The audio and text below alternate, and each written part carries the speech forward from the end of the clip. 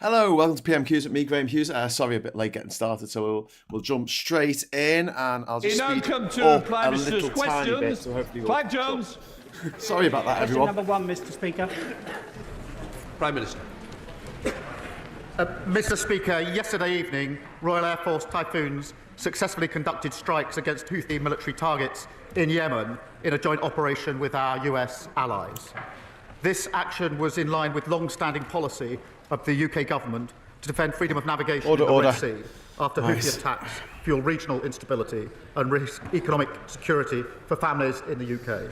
Mr. Speaker, I'm pleased to say that all UK aircraft and personnel returned safely, and I pay tribute to the professionalism and bravery of all our servicemen and servicewomen. The Defence Secretary, Mr. Speaker, is making a statement immediately after PMQs. Mr. Speaker, can I congratulate Prime Minister Mark Carney on his election in Canada? Our two countries are the closest of Commonwealth allies, partners and friends, and we will work together to deepen our economic relationship to benefit working people here in the UK. Mr. Speaker, may I also congratulate everyone across the House, including members of this House and the Press Gallery, who ran marathons in London and Manchester. In particular, the Honourable Member for Gordon and Buchan for the fastest run of any female MP. And, of course, the Shadow Justice Secretary, who I'm reliably informed is still running. Mr. Speaker, this morning I had meetings with ministerial colleagues and others. In addition to my duties in this House, I shall have further such meetings later today. Clive Jones. I didn't get that. Sorry, someone's explained the joke to me. Thank you very much, Mr. Speaker. I'd like to associate myself with the remarks of the Prime Minister about the professionalism of our armed forces, and also congratulate Mark Carney on being elected as Prime Minister of Canada. And also, everybody who took part in the London Marathon. Both my daughters have done it. It's something I can't do anymore, sadly. Later today, Mr. Speaker, I'm introducing a bill to guarantee Parliament has the final say on any trade deal, including any agreement with President Trump. This isn't new. It's exactly what Labour promised to do in an official policy paper put forward in 2001. I'm asking this government to keep its promise. Currently, members of Parliament have no vote. They have no voice on trade deals. So will the Prime Minister... Order. Why is this? I think the Honourable... What, this is good. I think you're on the marathon yourself. I think the Prime Minister may get it. Prime Minister. Well, Mr. Speaker, can we extend our congratulations to his daughters for running the marathon? In relation to trade deals, the government retains the right, obviously, to strike trade deals, delivering growth, jobs and opportunities for working people. We clearly set that out in our manifesto. That's exactly what we're doing. Parliament, as he knows, does have a well-established role in scrutinising and ratifying these deals. I need a working people thing, don't I, to come up saying working people. Thank you, Mr. Speaker. He did say delivering, though, didn't he? Coming together of Reform and the Conservative Party in some way. A deal, a pact, or a merger. These aren't my words, Mr. Speaker, but those of the most senior Tory in elected public office in the country, the Mayor of the Tees Valley. So if senior Tories are plotting it, the Leader of the Opposition won't deny it, doesn't that mean that the only way for us to stop this plot is to vote Labour? Election no need to answer. You've no responsibility for any part. Opposition, Kemi Badenoch. Thank you, Mr. Speaker. On Monday, the Prime Minister's safeguarding minister admitted on the floor of the House that there was a cover-up of the child rape gang scandal. Does the Prime Minister think we should expose this cover-up? Mr. Speaker, this is obviously a serious issue. I oversaw the first grooming gang prosecution, which was in Rochdale more than a decade ago. There is a contrast here because the Leader of the Opposition, when she was Minister for Children, Women and Equalities, never raised this issue in the House in 3 years. Mr. Speaker, the Shadow Home Secretary held 352 external meetings during 20 months. How many were on this issue? Not one. And they failed, of course, to implement a single recommendation for the independent inquiry into child sex abuse. Mr. Speaker, my position is absolutely clear. Where there's evidence, the police should investigate and there should be appropriate prosecutions. That's route number one. Route number two, we should implement existing recommendations, which did expose what went wrong. Those recommendations were not implemented by the last government. They're being implemented by this government. We are providing for local inquiries. We're investing more on delivering truth and justice to victims than the party opposite did in 14 long years. Mr. Speaker, in the last year of Conservative government, we had a gangs task force that found 500 perpetrators, protecting thousands of victims. We launched that inquiry that he's talking about, but more still needs to be done. It's now 4 months since I asked him for a full national inquiry. Instead, he promised 5 local inquiries.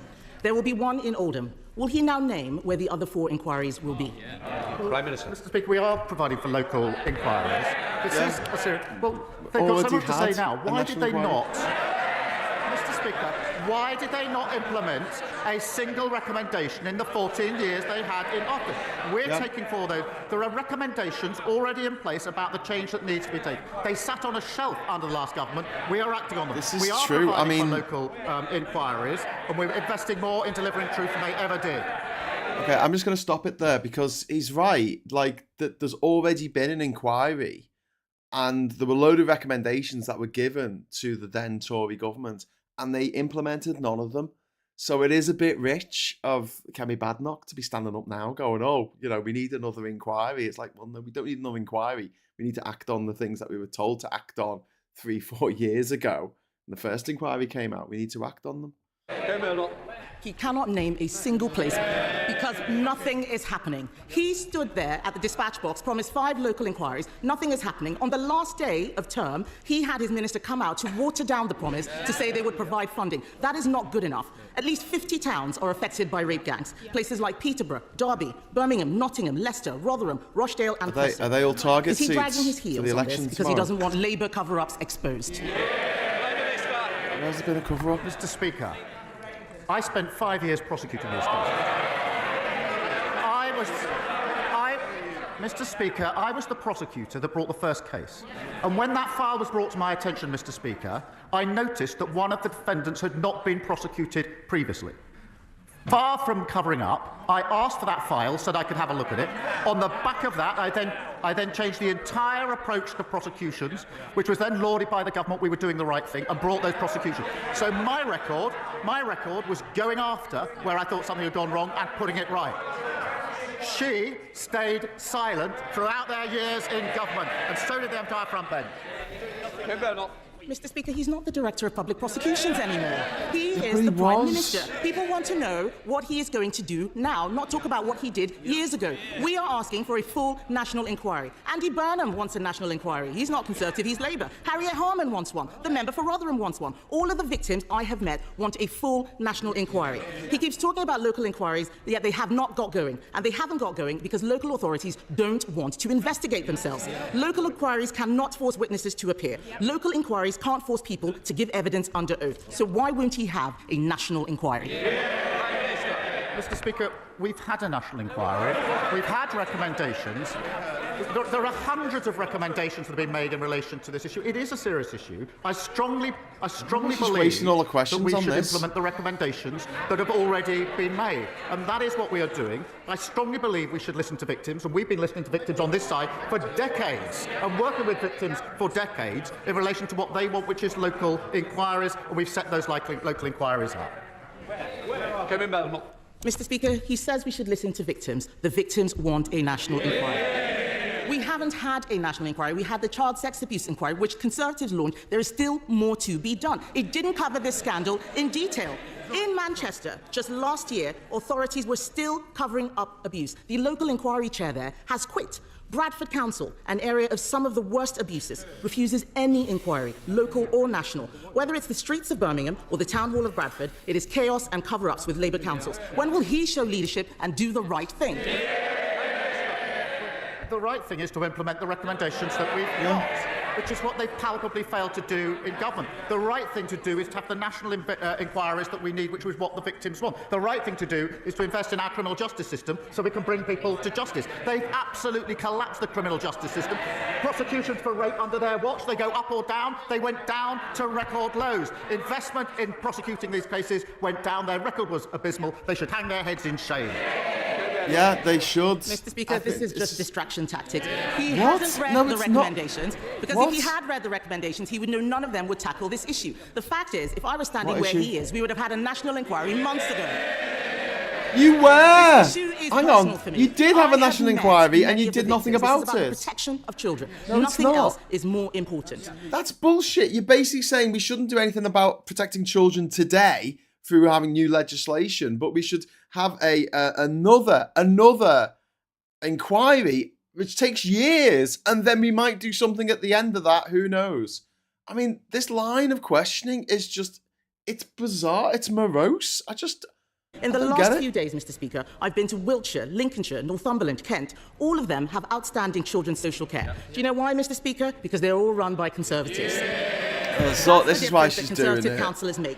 She's trying to make a pitch for the local elections tomorrow, and she's doing it not by talking about how the Tories are going to build better, build back better, whatever, you know, but she's using these incidents of grooming gangs, of child abuse, in order to set out her stand.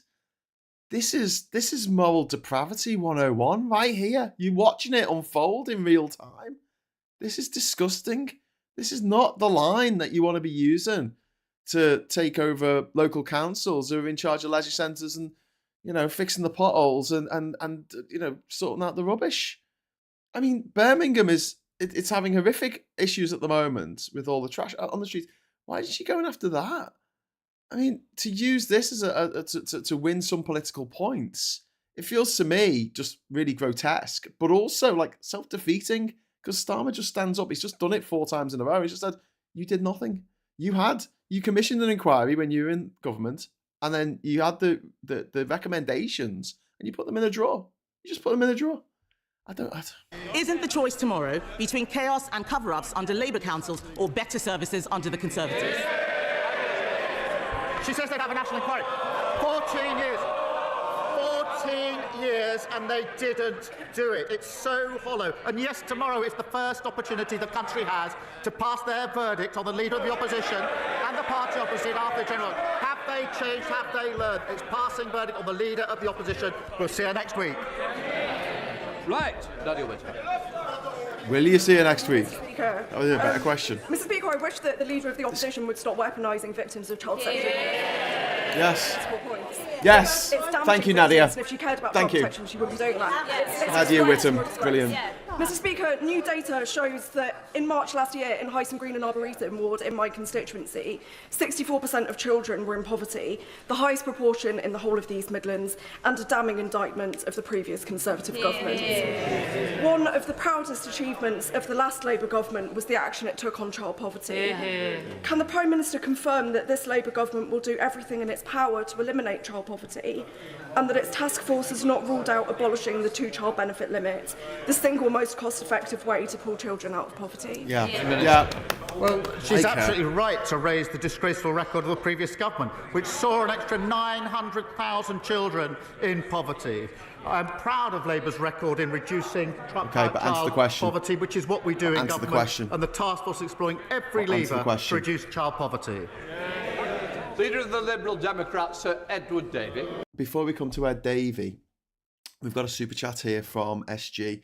It's also a dog whistle to racists who believe all groomers are brown and will vote re-fuck over Tory. Yeah, I know. So that's the mad thing. She's using child sexual abuse to win political points on the day before an election. But she's not going to even win her party any votes. The votes are going to go to re-fuck. Like, is she an idiot? Well, yes, she is an idiot. This could be Kemi Badenoch's last PMQs. I'm serious. Like, they got absolutely demolished tomorrow in the locals. I mean, Labour aren't going to have a good day. I can tell you that now. But it's going to be it's squeaky bum time for the leader of the opposition. I'll tell you that now. Thank you, Mr. Speaker. And on behalf of my party, can I send our congratulations to Mark Carney and the Liberal Party of Canada on their historic victory. We wish them well as Canada continues to stand up strongly to President Trump's tariffs and threats. Mr. Speaker, Canada has learnt what happens when you do a trade deal with President Trump. He can't be trusted to stick with it. The Prime Minister didn't answer my question last week, and he didn't answer my honourable friend, the member for Wokingham, just now. So let me ask again. will the government give members of this House a vote on the floor of this House on any deal he agrees with President Trump? Yes or no? Prime Minister. Mr. Speaker, we are in negotiations with the US in relation to a deal. We will act, obviously, in the national interest to make sure that if there is a deal, it's the right deal for our country. If it is secured, it'll go through the known procedures for this House. Well, Mr. Speaker, I'm very disappointed in that reply. There was no yes or no response. We do want a vote, and we will keep pressing him and his government on that. But turning to a domestic issue now, Mr. Speaker, my honourable friend, the member for Dorking and Hawley, has taken up the cause of Fiona Lascaris, whose autistic adult son, Christopher, was horrifically exploited and then murdered by a convicted criminal. As ITV News has reported, when Fiona tried to get a mental capacity assessment for her son, she was dismissed. So Christopher never got the support that might have saved his life. We're going to try to change the law so families' concerns over a loved one's mental capacity have to be considered. Yes. Will the Prime Minister give his personal backing to that change Yes, to stop another tragedy like Christopher's? Yes, please. Prime Minister. Yes, please. I thank him for raising that terrible case, and I think the thoughts of the whole House will be with Christopher's family and friends affected by this, and we'll certainly look into what else we can do, and if there's further details that have been given to me of the particular case, I'll make sure that we follow it up. Jenker. Didn't answer the question. Thank you, Mr. Speaker. I'd like to start by congratulating Truro City Football Club, who've gone from homelessness to league champions in one season. Yeah. In Cornwall, clean energy is a huge opportunity. We're fortunate to have vast natural resources, onshore, offshore winds, geothermal and tidal. Yes. We have a strategically vital port and a workforce ready to step up. Yep. I welcome that Falmouth Community Hospital will be getting new solar panels and benefiting from those first investments made by GB Energy. As we pursue our clean power plan, will the Prime Minister confirm this is just the beginning of that investment in renewables in Cornwall? Please just say yes. My congratulations to Truro. Clean energy investments are powering our plan for change, Mr. Speaker, and that's just the beginning. We'll go further. 200 schools and hundreds of NHS sites across the country will benefit from GB Energy's first solar projects, including Falmouth Community Hospital in my honourable friend's constituency. Hospitals will save, Mr. Speaker, £45,000 a year off their energy bills, with that money going back to the frontline services. That's the better future we're building, good for patients, good for jobs growth and our energy security. Nigel Farage. Oh, fuck, I knew he'd be up. Here he is. Frog-faced gobshite. 10,000 young, undocumented males have illegally crossed the English Channel.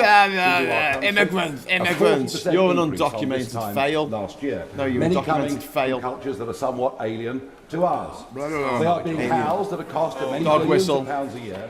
Dog in whistle. hotels and increasingly in private rented homes. Dog the whistle. effect on communities is one of a sense of deep unfairness, actually Really? bordering Joe, on it's resentment. unfairness. In Runcorn Rich, alone, privately several educated pricks like you. I was talking of about these young men, just in Runcorn, Is it obviously. not time to admit that smash the gangs Yeah, maybe you was could pay for nothing it. more than an election slogan and not a policy. And isn't it time to declare a national emergency? A national emergency. Accordingly, A national emergency. Mr. Speaker, What a we are twat. passing a borders bill with extensive powers to smash the gangs. These are terrorist-like powers that give powers to the police to intercept where they think the suspects are committing people smuggling, which is a vile trade. We must take back control of our borders after the last government lost control. But what did he and his party do? Did they support those extra measures to actually smash the gang? No, they went in the lobby with this lot in their new coalition to vote against them. And let's be clear what a vote for his party means. It means a vote to charge for the NHS. So ugly. It means a pro-Putin foreign policy and a Yeah. vote against workers' rights. And now we hear, Mr. Speaker, he's recruited Liz Truss as his new top advisor. And as he was cheering on the mini-budget. Yes. Thank you, Mr. Speaker. For years, my constituents in Orrell have suffered from a lack of local health provision.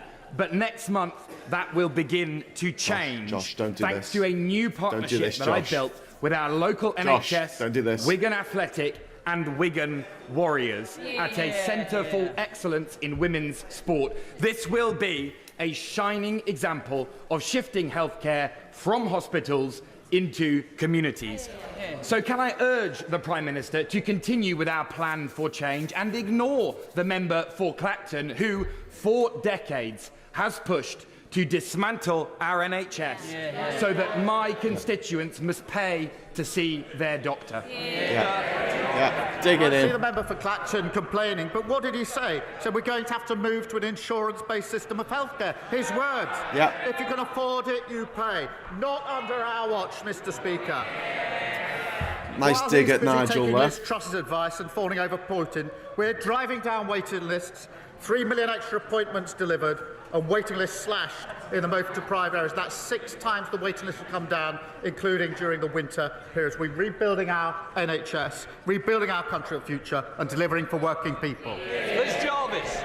Working people! Woo! Just before Christmas, thousands of my constituents in Eastleigh were left without water after yet another incident involving Southern Water, the latest in a long series of issues including outages and sewage dumping in our precious chalk stream, the River Itchen. Yet this month, my constituents face water bill hikes of 47%.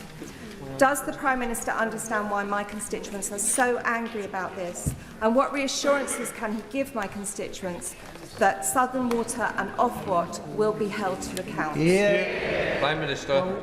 I thank her for raising this, and the party opposite should apologise to her constituents for allowing record sewage into our waterways. Our Water Act will clean up our rivers, lakes and seas. Under new powers which came into effect last week, in fact, water bosses can now face years in jail for concealing sewage spills. We've banned the payment of bonuses and introduced new powers. And of course, we're delivering a major review through our Water Commission. And I'll reassure the member we won't hesitate to take further steps. Sam Colvin. Thank you very much, Mr. Speaker. Listening to residents in North West Cambridgeshire on the doorstep and in local coffee mornings, there's a clear message. People want local police that have the time and resources to get to know crime in their areas and tackle it at the root. And I know our Labour mayoral candidate's committed to that as she's elected tomorrow. So could the Prime Minister update residents across Cambridgeshire and Peterborough on how our plan for change is tackling crime and antisocial behaviour and boosting police ranks by 13,000 officers that will be visible in all local communities? He looks about 19. The party opposite decimated neighbourhood police, and crimes like shoplifting and antisocial behaviour ran rife. I can tell him what we're doing through the plan for change: extra police officers, extra PCSOs and more special constables. On top of that, Mr. Speaker, a named officer for every community and more teams out in our town centres on Friday and Saturday nights. That's what you get with a Labour mayor working with a Labour government to deliver change for Cambridgeshire and Peterborough. Josh Babrin. Thank you, Mr. Speaker.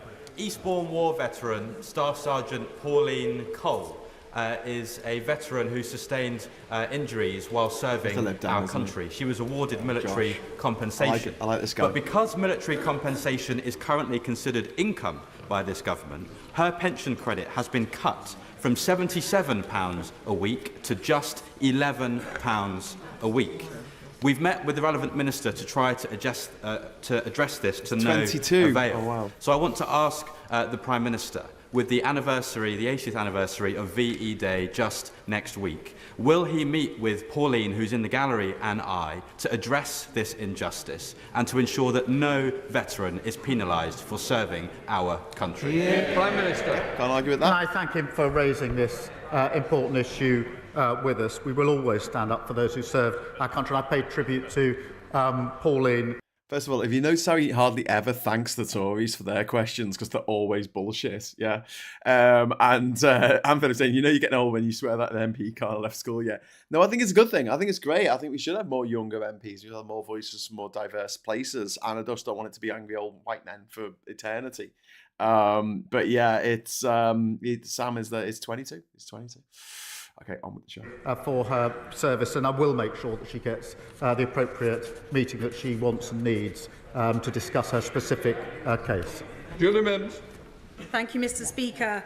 This week, thanks to this Labour government, hundreds of free breakfast clubs have opened across our country. Will the Prime Minister join me in sending good wishes to the staff and pupils at Castle Carrick, Udale, Longtown, Inglewood, Brook Street, Blackford, Hallbank Gate and Bishop Harvey Goodwin schools in my constituency, which are among the first to benefit from this important scheme? And can he confirm that this is just the start of Labour's plan for change to deliver for working parents? Well, look, let me pay tribute to all the staff in her constituency and working in the breakfast clubs, which, of course, Mr. Speaker, deliver free breakfast clubs, 30 minutes of free childcare, saving working parents £450 a year, and we've opened the first 750 across the country. There'll be many more to come, Mr. Speaker. We are, of course, also saving parents £50 a year by making school uniforms cheaper, something the Leader of the Opposition ordered all her troops to vote against. Thank you, Mr. Speaker. The playing of music and loud videos on public transport without headphones is becoming increasingly common. Is this a Lib Dem thing? The various bylaws outlawing such antisocial behaviour are clearly not working. Whilst planned cuts to the British Transport Police are bound to make matters worse. Will the Prime Minister back the Lib Dem plan to introduce effective enforcement and a publicity campaign to persuade people to plug in their headphones? After which, you never know, perhaps we can encourage the uncivil minority to take their feet off the seats. Prime Minister. Well, he raises a really important question of antisocial behaviour. They're laughing about it. That really sums up what they did in the last 14 years. He knows there are already strict rules in place to prevent antisocial behaviour, including fines of up to £1,000. But we are focused on tackling antisocial behaviour. It's not low level. It does affect people and their communities and their sense of safety and what they can do with their own lives. And that's why an additional £1.2 billion has been set aside for policing, 13,000 new neighbourhood police officers, new respect orders, and a named officer in every community. We take this seriously. They laugh about it. Well, Ribeiro had it. It's not transport police, though, is it? Rent in my constituency is becoming exceedingly looks like a unaffordable, Tapper with the ONS's most recent data estimating that the average price of rents have risen by over 10% in the last year, whilst average wages haven't risen at the same level. And I know several metro mayors are calling for the power to control rents in their region to help tackle the issue, and the steps in the Renters' Rights Bill to cap market rents at the market rate are positive. But as landlords are the ones setting the market rates, renters in my constituency are fearful that this won't be enough to protect them from rising rents. So can the Prime Minister tell me what steps this government is taking to bring down rental prices? Prime Minister. She's absolutely right to raise this important issue. Communities across the country are facing the consequences of the utter failure of the party opposite to build enough homes. Our Renters' Right Bill improves the system for 11 million private renters, blocking demands for multiple months of rent in advance, and finally abolishing no-fault evictions, something they said they'd do over and over again, and as usual, never got round to doing. Mr. Speaker, that's backed up by major planning reforms, our New Homes Accelerator, and £600 million to deliver 300,000 homes in London, part of our 1.5 million homes we'll build across the country that are desperately needed. Okay, before we go to the next question, I just want to point out that, you know, when they're saying about rent's going up by 10% in a year, that's rent. That's something you need to pay in order to keep a roof over your head and obviously pay off your landlord's second mortgage. Isn't it interesting that that's hardly got any of the coverage in the billionaire press that we read every day, compared with the relatively paltry sum that people are having to pay extra on their school fees, which are optional, which are completely optional. Rent's not optional. You know, you're out on the street, you're in sheltered accommodation with your family, not an option. Sir Bernard. Oh, God. Does the Prime Minister recall from our history that even during the Blitz, the concert pianist Dame Maura Hess continued performing her piano recital? Bloody hell, can the Tories go 5 minutes without talking about bloody World War II? At the National Gallery, including the performance of German music, like J.S. Bach's Jesu, Joy of Man's Desiring. As a trustee of the Parliament Choir and as a singer, can I ask him to lend his support to Parliament's own VE Day celebration, which will be next Wednesday evening in Westminster Hall, when we will perform in the presence of His Royal Highness the Duke of Kent and both speakers of both houses, not only that bar chorale, but the music of our other allies, and of course some British music too. Tickets are still available. God, this is right. Can I wish him the very best of luck? It will be a fantastic event, and it's just one of the many important celebrations that that are taking place to commemorate VE Day. Come on, watch me sing, Mr. Prime Minister. Buy those remaining tickets to go along and attend the concert, which I think is in Westminster. Mr. Prime Minister, will you come and see me sing? I mean, you know, it's fine. It's fine. I know you always get daffy questions in PMQs, but like, this is a piece of procedural for Parliament. Like, this is something that'll go out in their newsletters, or they get an email about it that there's going to be a concert in the Palace of Westminster. This has nothing to do with the country, with politics of the nation, or anything. This is like just saying, hey, I'm doing a bake sale next week, Mr. Prime Minister. Would you mind coming along to it? And I'm like, why are you even talking about this? What? This is Parliament. This is... I mean, right, whatever. Hall, as well as the many street parties and other events that will be across the Land country. of groping and Tories. I look forward to paying my own tributes on VE Day, but I wish him luck. Sarah Hall. Thank you, Mr. Speaker. I welcome the action taken by the government to fix our NHS and deliver 2 million more appointments, something my constituents are already benefiting from. Together with Warrington and Halton NHS Trust, I recently submitted a ready-to-go proposal for a new urgent treatment centre and outpatients facility in Warrington.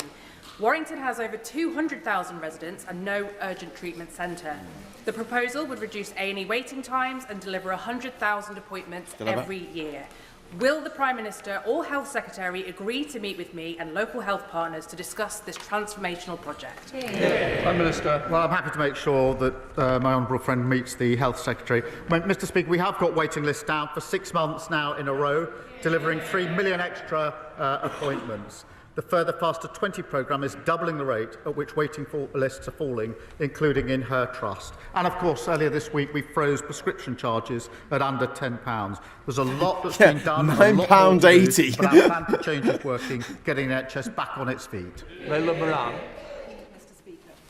The non-disclosure agreement was entirely one-sided, gagging me, but not the men or the execs involved.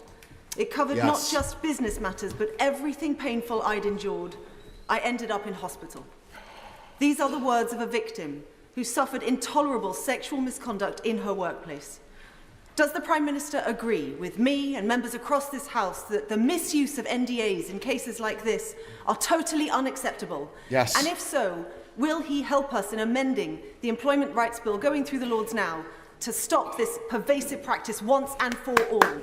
Yeah, here. He's right to highlight the misuse of NDAs, and I don't think anybody would countenance the misuse of NDAs, particularly in a case as serious as the one that she cited, which is why we're looking whatever we can do to make sure they're not misused. Good. Thank you, Mr. Speaker. NDAs After are disgusting. 14 years of a Conservative government who let fly tipping increase to record levels across the country, my constituents in Ealing Southall will welcome the Prime Minister's announcement today that fly tippers will now face tough action, new technology for enforcement and up to 5 years in prison. Could the Prime Minister set out what other steps he is taking to help councils tackle fly tipping and the difference this will make to communities like Ealing Southall? Thank you for raising this issue. Under the last government, we saw Can I just say before we go on, notice how much heckling women, female MPs get over the male MPs. Just notice that. million incidents of fly tipping. Under Conservative councils, we see enforcement down and fly tipping up. Look at Tory-led Northumberland, where incidents of fly tipping are up 76%. We're introducing, Mr. Speaker, tough powers to seize and crush the vehicles of commercial fly tippers who now face up to 5 years in prison for operating illegally. That's a Labour government clearing up the mess left by the party opposite. Okay, that party political broadcast was brought to you by fly tipping. Thank you, Mr. Speaker. Prime Minister, A week tomorrow, the whole nation will come together to commemorate VE Day. Oh, God! Those who fought in World War II, Piss including off. my own father, Oh, wow, will often wow, attest wow. that no one did Wow, more to wow, maintain their wow, morale wow. in Fuck adversity off, Francois. How did than he Dame get Vera re-elected? Lynn, the forces sweetheart. Dame Vera Lynn. A doughty band of campaigners for several years have been trying to create a Why national is no one memorial heckling him? in her honour. Why is no I'm one pleased heckling to tell him? the House they now have a stunning design. They have a site appropriately at Sorry, Dover, is this about a fucking and they've statue? already raised over 3/4 of the funding Okay, that good. they would need. Right, maybe so we at should this raise it very all. special time, would the Prime Minister lend his support in principle to this noble endeavour? What Would he be noble- prepared what? to accept a personal briefing on the campaign? God, no. In which case I suspect Gives a shit. that he and I will meet again. Oh, what the fuck? Oh, Jesus Christ. Always a pleasure. But look, I'm going to congratulate him on his Right, campaign. It is really Evil Penfolds. important. And many people were delighted, I think, to join that campaign. Dame Vera is sewn into our nation's soul, providing the soundtrack for our greatest generation. And so it's particularly timely. So I'll support the campaign that he has done so much to promote. Adam Thompson. Thank you, Mr. Speaker. Whether it is the crevasse on the island outside of Asda in Long Eaton or the array of tyre poppers on Quarry Hill Road in Ilkeston, every day my inbox is filled with complaints about potholes that Conservative Derbyshire County Council has failed to fix. Given that the government has poured £1.6 billion of extra funding into road repairs and that tomorrow is the Derbyshire County Council elections, does the Prime Minister agree with me that it is high time that Erewash and the wider Derbyshire got itself a Labour council that will actually repair the roads? Well, he's absolutely right. I knew they'd bring up potholes. Local elections tomorrow, if you didn't know. Hey, it's been pointed out to me that Lena Moran's actually got a petition out to stop NDAs. So if you want to go to that, go to 38degrees.org.uk and the link is in the chat there. So if you can do that now or while you're watching. Conservative Derbyshire County Council is home to more Fly tipping potholes by than J.R. anywhere else Hartley. in the country, and drivers are paying the I like price. that, Colin. Mr. Speaker, our plan for change has committed enough funding to fix 7 million extra potholes this year, and for the first time, councils like Derbyshire must publish how many potholes they've actually repaired in order to get the cash. The party opposite left Britain's roads crumbling. We are fixing them. Sammy Wilson. Speaker, the blackouts in Spain, which have caused chaos, the realisation amongst many he's gonna talk about net backbenchers in his zero own here. party that thousands of jobs are being lost in Scotland in the oil industry, and the fact that businesses are sitting next to Farage. I didn't stop that. I and think the internet consumers just gave being up. plunged into poverty, fuel poverty. Fuck Does off. he not recognise that his net zero policy is not only bad, but it's mad? And indeed, his own former leader is now accepting this. Will he not accept the advice from someone within his own party? Tony Blair was if he won't right. accept advice from Did you this hear that? side of the house. Prime Minister. Well, Energy- many years on the energy opposite bench, self-sufficiency. I learned, when asking questions at PMQs, not just to read the headline on a Wednesday morning, but to look at some of the detail. What Tony Blair said is we should have more carbon capture. We've invested in carbon capture. That's many jobs across different parts of the country. He said that AI should be used. We agree with that. We've invested huge amounts in AI on the jobs of the future. He also said we need domestic targets so that businesses have their certainty. If you look at the detail of what Tony Blair said, he's absolutely aligned with what we're doing here. These are the jobs and the security of the future. I would also say that we shouldn't weaponise the difficult position that people in Spain and other countries find themselves in at a very difficult time. Yeah, it wasn't net zero that made that happen. Thank you, Mr. Speaker. I welcome the government's decision this month to secure British steel, and at a time when European security is critical, its defence manufacturers in the Black Country, like Summers Forge in Helsby and BB Price in Cradley Heath, they'll be using that steel to make the military equipment that our defence needs. Will the Prime Minister commit to make manufacturing investment in the Black Country a national priority so that we can live up to our industrial heritage and create the high-quality defence jobs that our region so desperately needs? Prime Minister. I pay tribute to my honourable and gallant friend for his service to his country. He understands our national security and economic security go hand in hand. Mr. Speaker, it's vital that defence investment creates more jobs, apprenticeships and opportunities in the Black Country and across the United Kingdom. That's why we've launched a new hub to give up to 12,000 small firms better access to defence contracts. And of course, we're raising defence spending, the highest sustained increase since the Cold War, something the party opposite failed to do in 14 years in office. Right, 14 years! Okay, they have knocked off the sound, so will we. We got record spending, performative bollocks, right thing to do, tough decisions.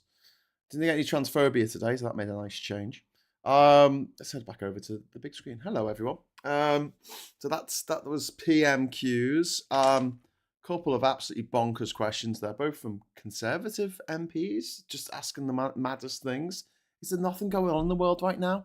Is there nothing more important than to get the Prime Minister to come to your what was it? There was a sing along in Parliament, and then there was a statue of Dame Vera Lynn that we need urgently. That's what this world needs. Imagine just being there, right?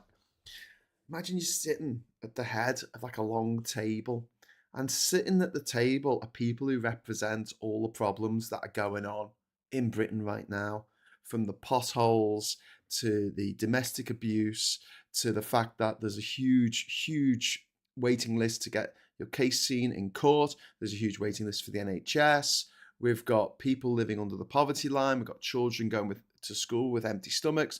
We've got all these things going on. We've got infrastructure problems. We've got the war in Ukraine, the war in Gaza. We've got the dickhead in the White House. We've got all these things going on. We've got climate change to be worrying about. We've got things that we need to change now, immediately, with the things that we do and the things that how we do them. We have transport infrastructure problems. We have a system in which it's cheaper to get private transport than it is to take public transport, which is mind-meltingly stupid. There's so many things. So imagine you at the head of this table, and each person sitting at the table just has their own sort of niche interest, that problem in the UK. And there's probably about 100 people at this table. The table just stretches and stretches and stretches. Yeah, actually, they had to knock down a wall so it could stretch out into the garden. That's how long this table is. And you stand at the end of the table, right? And you stand up, and everyone's sort of going, rah, rah, rah, rah, rah, rah, they're all talking amongst themselves. And you go, I've got it! And everyone just quiet. They all shut up. Everyone looks at you, and you stand there. And with this authority, you say, I know what it is that we must do. And they say, what? What is it? What is it, oh sage of person who knows how to fix all of these problems all at once? We must build a statue of Dame Vera Lynn. Sorry? What did you just say? I said we should build a statue of Dame Vera Lynn. Ha! Mate, are you all right? Did you take your medicine this morning? What the hell is wrong with you? Like, that might be the one chance this entire year that Mark Franzfuck gets to stand up and have a pop at the Prime Minister. That's kind of their job. They're the opposition, right? To, discredit them or make them look a bit foolish or make them look like hypocrites or whatever it is. One chance that he's got for the entire year. And he stands up and he goes, oh, we want to make a statue of Dame Vera Lynn. It's going to be a musical statue. You go close to it and it plays Dame Vera Lynn music at you. There's only one song we know, so it just plays that on a loop. Just... Oh my God. I know we need levity and I know we need a laugh now and again, but that was surreal. That was absolutely surreal. And then that Sammy dickhead from the DUP, the DUP party, the party that got dumped by fucking Theresa May. She said, yeah, you join us. And they're like, yay, we'll join you and we'll get Brexit over the line. And then they got Brexit over the line and it made a shit situation even worse. The DUP. And he stands up and he says that the blackout in in Spain and Portugal and the Iberian Peninsula was caused by net zero. What? Okay, here's the thing, right? Some of the electricity that comes into Spain and Portugal comes from France. And France makes like shitloads of electricity through nuclear power. And the last time I checked, okay, I mean, I might be wrong. Mileage may vary. I've been wrong before. I'll be wrong again, I'm sure. But like, I don't think nuclear power is very woke. I don't think it's like the wokest form of energy by any stretch of the imagination. We don't know. As of yet, I haven't seen anything that's been definitive on what caused the power outage in Spain and Portugal. It could have been sabotage. It could have been an EMP in space. Just blowing up a satellite, blowing up a Russian satellite that managed to take that. I don't know. Nobody knows. But I'll tell you what it's not. It's not the fact that Spain enjoys some of the best, high quality and cheapest high-speed rail in the whole continent of Europe, which is saying stuff because Europe likes to spend money, our continent likes to spend money on having some really, really, really good high-speed rail. Except in the UK where we can't even get anything right. Can't even do one fucking line. Well, China since 2008 has built thousands of lines, thousands of miles of lines. We can't build one. We can't build one. Wow. We got our statue of our Scylla in Liverpool. That's enough, says Martin Harrow. Yeah, we got Scylla. Although she was a Tory. We got Ken Dodd in Liverpool Lime Street Station. I think he's still there, isn't he, with his feather duster. We've got the big statue of the Beatles, the giant Beatles, outside the Liver building, which is always good to get a photo with. We've got Billy Fury. We've got magnificent statues of Queen Victoria and Prince Albert on horseback outside St. George's Hall. Pretty impressive. I mean, there's a really, really amazing statue in the middle of Durham, right? And Lord Londonderry, and he's a gobshite. Always was a gobshite, always will be a gobshite. Absolute piece of shit. Used to own loads of mines around here in Durham and used to send children off to their deaths to die in his mines for his coal that he sold, making him very, very, very, very rich. But it's a magnificent statue. I don't want the statue pulled down necessarily, but I would like on the plinth, on one side of the plinth, there's nothing written. So all the stuff that you learn about the guy is on one side, and then the other side, it's blank, it's empty. I would like written on that side all the crimes he committed. The fact that he murdered children in Durham children. And that's what he did. To contextualize it, Don't necessarily have a problem with statues per se. I just think that, like, why would you? Anyway, Bill Shankly. Yes, we got a statue of Bill Shankly and John Moore. John Moore and his brother walking down the street. We've got that as well. There was a time I think the Moores family owned Everton and Liverpool football clubs. I hope I'm not just making that up. I found out yesterday that through a comment that someone kindly left on one of my videos that Mark Carney, the Prime Minister, the new Prime Minister of Canada, is an Evertonian. He supports Everton Football Club. I know it shouldn't really talk about round ball, but it's fun. So I like him even more now. I like the Eleanor Rigby statue. Yeah, that's in Cavern Walks in Liverpool. They've got a bench. She's sitting on the bench, like feeding the birds, and you can sit on the bench next to her. There's also John Lennon leaning against the wall. There's loads of great statues in Liverpool. It's really good. We should do like a little statue hunt.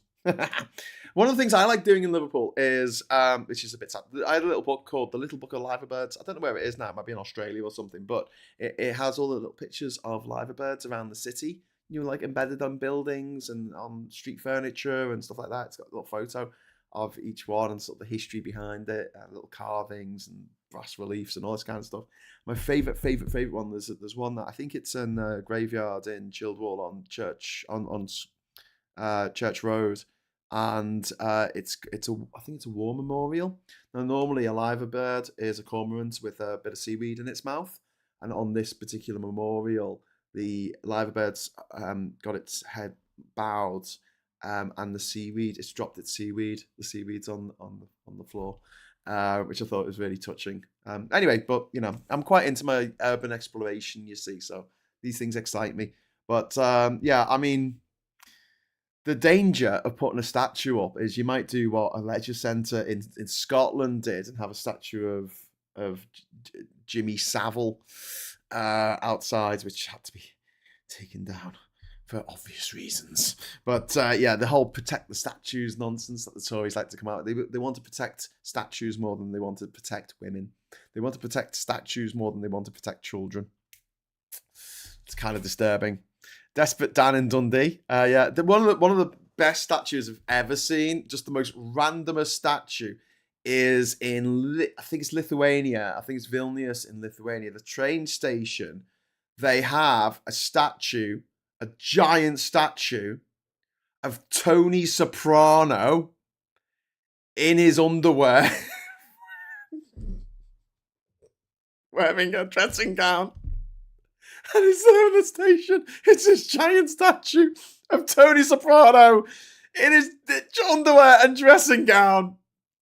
Brilliant. Just like, I just loved the idea that they had a meeting about this. People got together, they organised, they raised funds. They were like, do you know what this train station needs in Vilnius? It needs a big fuck off, giant bumper-sized Tony Soprano in his underwear.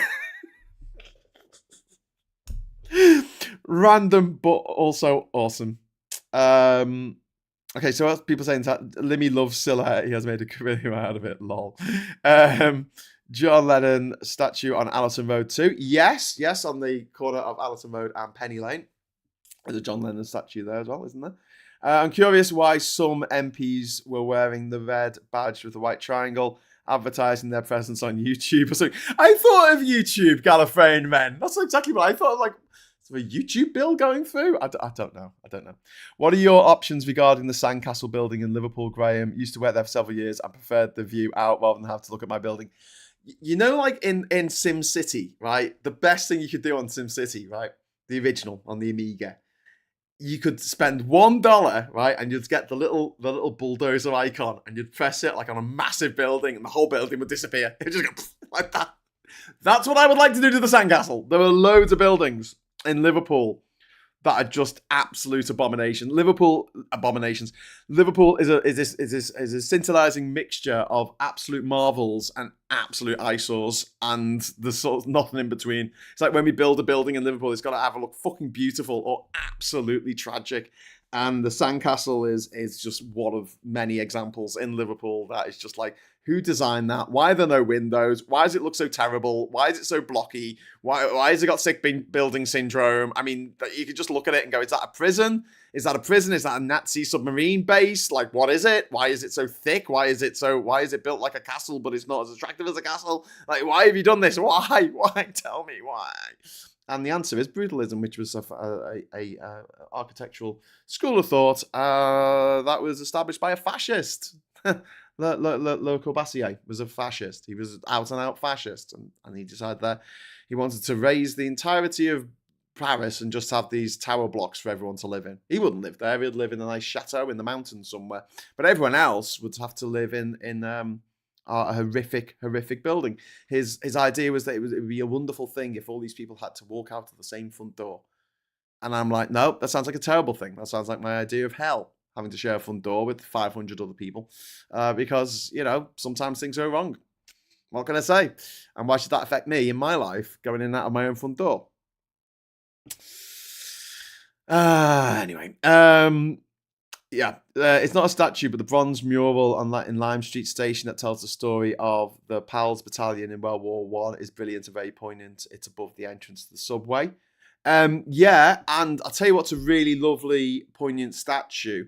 If you go down to, I think it's St. Nick's, it's the church that's kind of diagonally opposite the Liver building. If you go into the grass area around it, I think there's a bit of a graveyard there from the olden days. But there's this wonderful statue, and it's to commemorate the victims of the Liverpool Blitz. And it's a woman holding a girl. She's holding a daughter, and there's a spiral staircase going up, and she's reaching up to a little boy who's at the top of the stairs, and he's playing with a toy aeroplane. And just, I don't know, it's just really, really great bit of artwork. Like, they've obviously sat down, thought about it, gone, let's make something that really, makes people think. And it's poignant. It's poignant and kind of, there's a little bit of humour to it as well. And I think that reflects the city really, really well. All new apartment builds in London look the same now. Yeah, communism. When you build with brutalism, you're building communism. Everyone be the same. There sounds like there'll always be a queue for the front door. So part of people, yeah. Oh, thank you, Rosie, for the £5 super chat. Yay! Hi, Graham. Thanks for your great show today. Oh, that's very, very kind of you. So I'm going to get going now. Thank you for watching and enjoying the show, Rosie. And thanks to everyone who's dropped the chat in and the super chat. I'm back at 6 o'clock with Rachel. I hope, because she's on holiday at the moment. So hopefully we'll be able to get her on her mobile phone. So if we can, 6 o'clock, please join us. It'll be epic. It'll be awesome. And I hope to see you then. Otherwise, if you don't do that or you can't make it, one of the two, I'll be back tomorrow morning, 9 o'clock, bright and early for Morning Brew, where we'll be doing a long, long day of live streaming, because I am going to be doing a show tomorrow night, throughout the night, as the local elections and mayoral election results come in. And then there's another election in Australia on Saturday. So we'll see what happens. We'll see what happens. Okay, until then, thank you so much for watching. And just give a quick like on the way out. It's always appreciated. And until next time, I'll say hello, good evening, welcome, and goodbye.